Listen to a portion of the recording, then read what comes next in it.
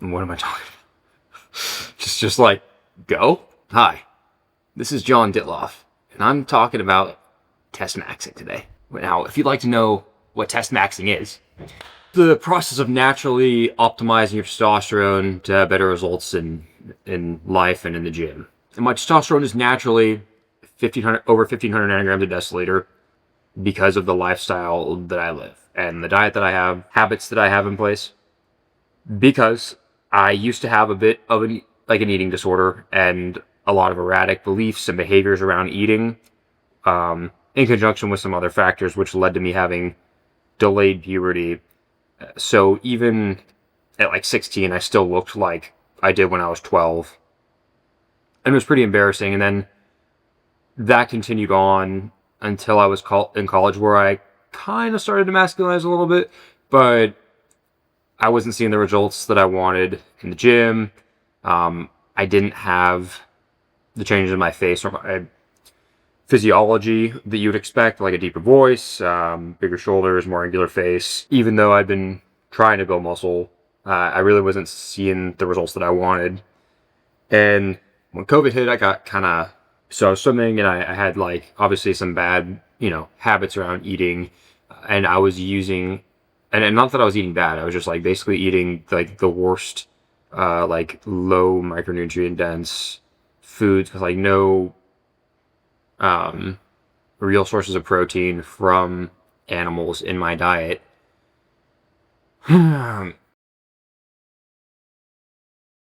So, which basically meant that I was eating like a lot of rice, peanut butter, bananas, and oatmeal, because I was like not afraid to eat those, and they in my mind at the time were like the best options available. So, when COVID hit, I couldn't really make up for my lack of a good diet model with excess cardio, and I put on like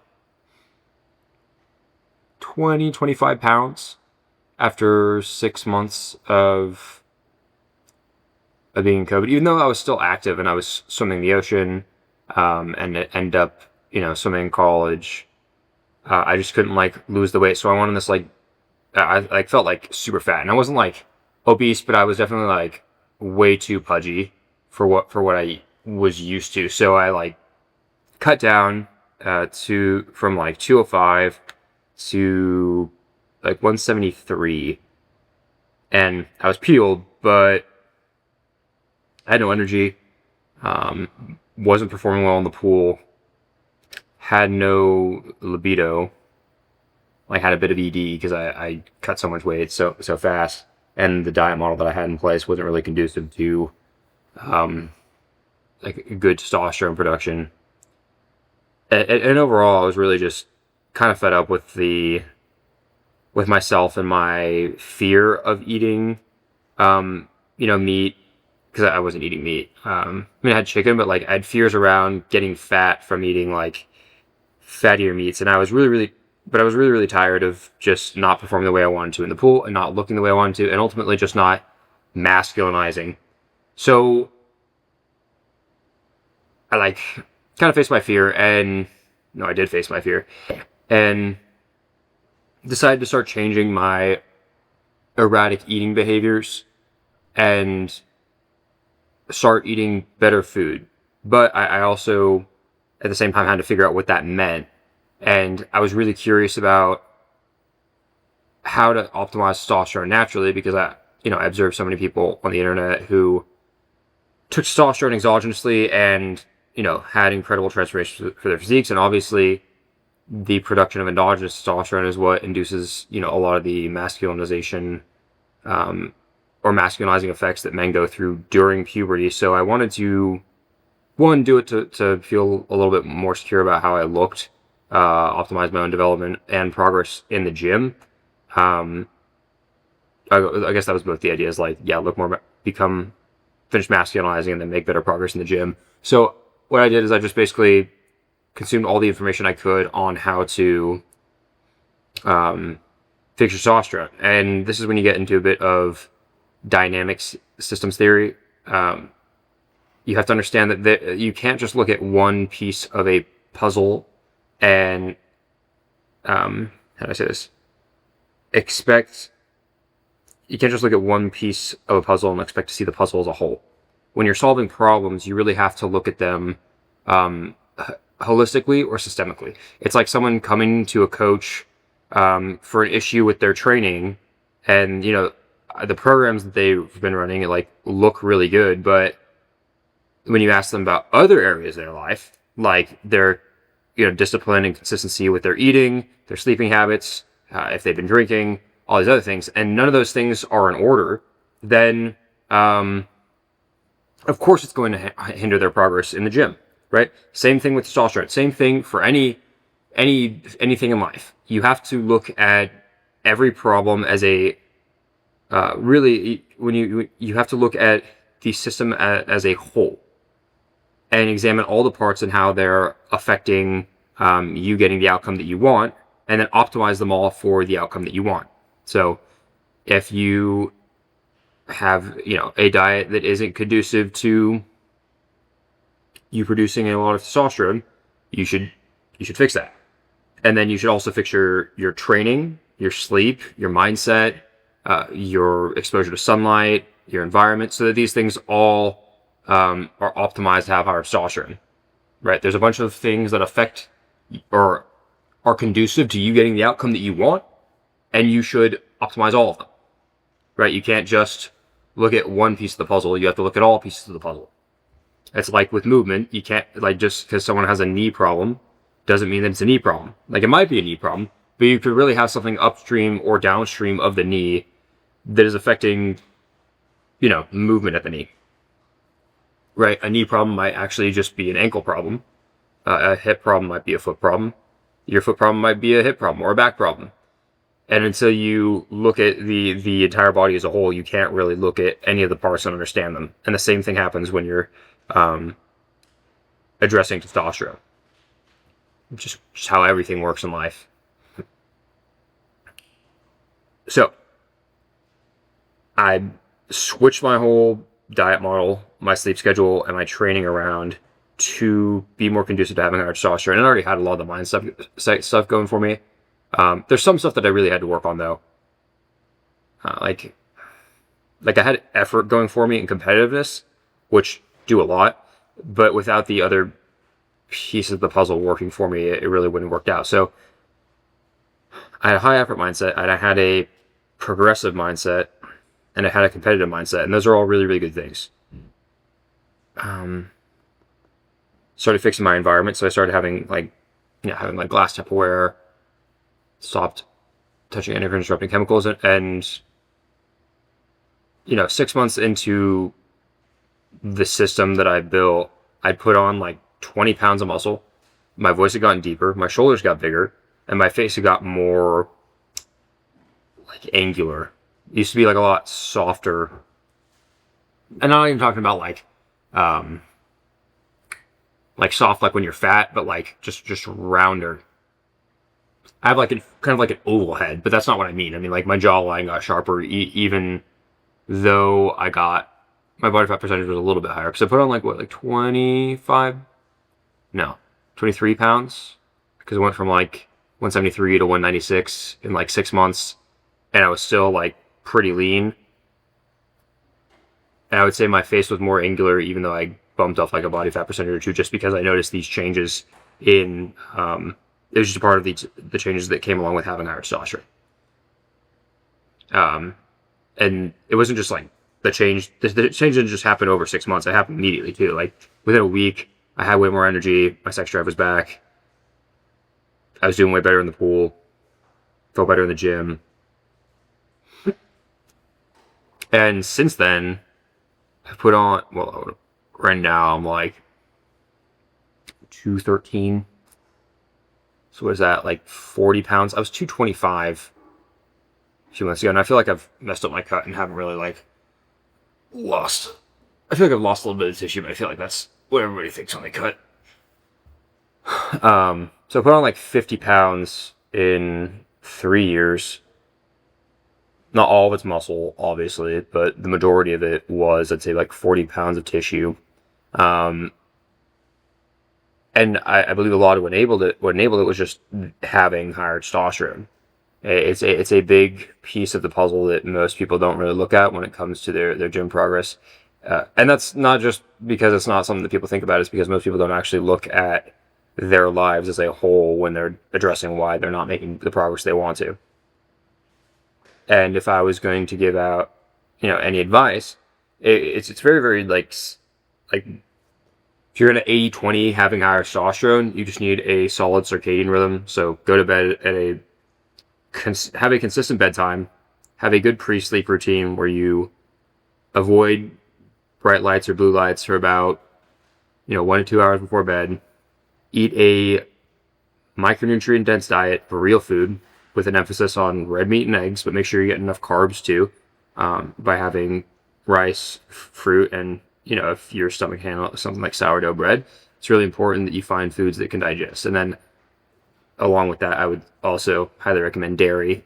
I know some people have issues digesting it, but that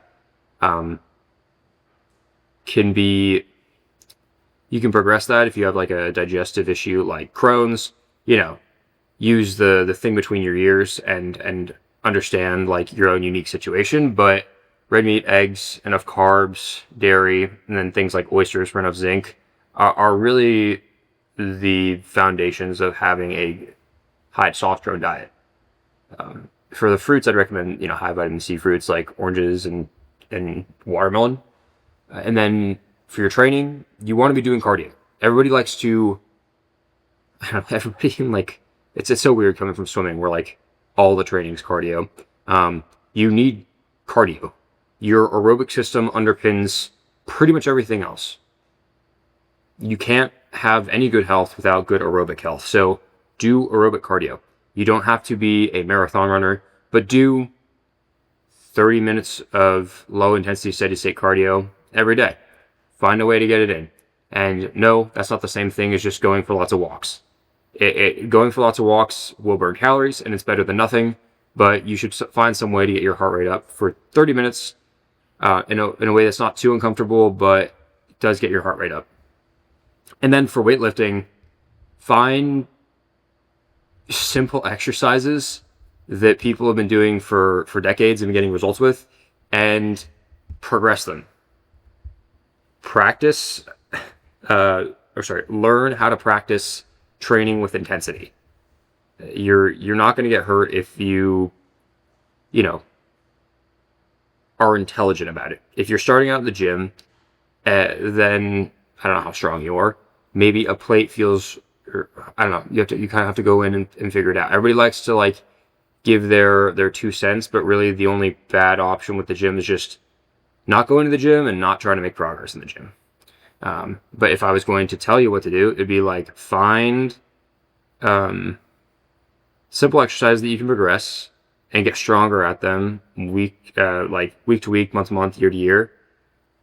Write down all your numbers and make them go up every week. Pretty simple.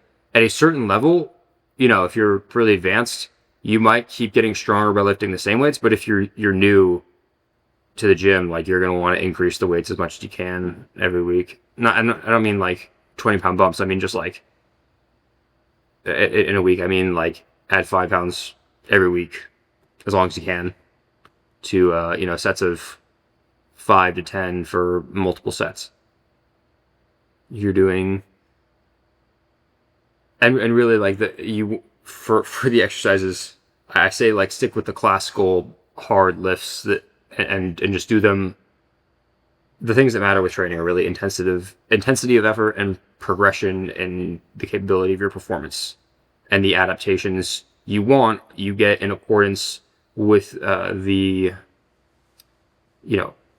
exercise that you do, meaning that you are going to acquire bigger pecs by bench pressing more weight and challenging your bench press. And by having bigger pecs, you can bench press more weight. Just kind of how it works. Then for your mindset, you really just want to have a high effort mindset. Always be pushing. Always always do your best. Always push your limits. Now, obviously, like, there's no always. That's a good rule of thumb, is to just push your limits, push past your limits. and engage in competition. Obviously try and beat your old self, but also don't be afraid to really want to compete with a friend and get really strong, or join a competition of some kind. The striving to win and putting a lot of effort in the pursuit of winning will drive up your testosterone. Focus on your progress. These are great mindset principles to follow. And then for your environment, you want to make it more conducive to you living a lifestyle that leads you to having higher testosterone. Oh, and also like spend more time in the sun. That is another highly effective thing you can do to not only have higher testosterone, but have a better circadian rhythm, have better overall health, decrease depression. Get outside and go in the sun. But if you want to augment your environment to be more conducive to you hitting your goals, so that means getting rid of all the junk food for instance, like if you're trying to be healthier, it's much easier to just get rid of all the unhealthy food from your home than it is to say no to the unhealthy food. It's much easier to go to the gym if your gym clothes are like already clean and already in your bag when you're coming home from work.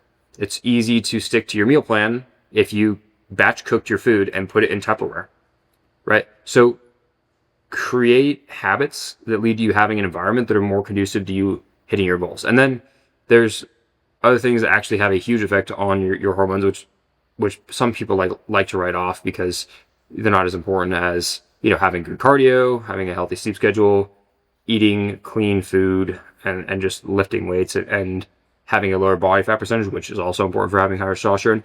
But things like drinking from glass water bottles, not putting your food in plastic containers and sticking them in the microwave.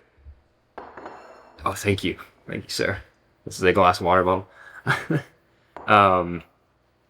Getting a shower filter, buying a reverse osmosis filtration system.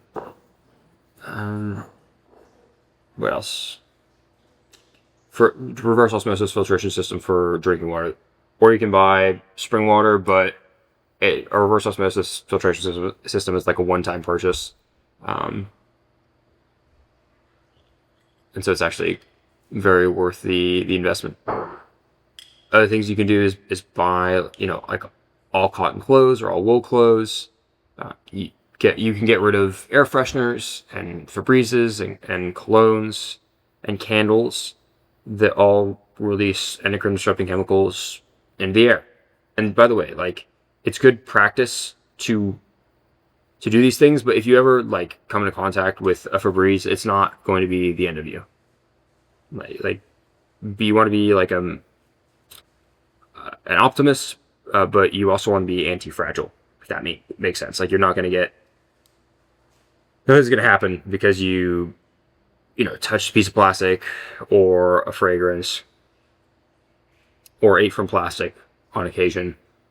Those are just kind of parts of the world you live in, and sometimes being too neurotic about those things is actually worse for your health than just, dealing with them as they come. So do your best, but sometimes shit happens, and you just gotta deal with it. But that's the basic story of how I have such high testosterone and the advice I give anybody who wants to have higher testosterone. And if you want coaching and you want to become a jacked, muscular beef ball, then hit me up for coaching on Instagram. DM me beefball, and I'll get back to you. Thanks. All right.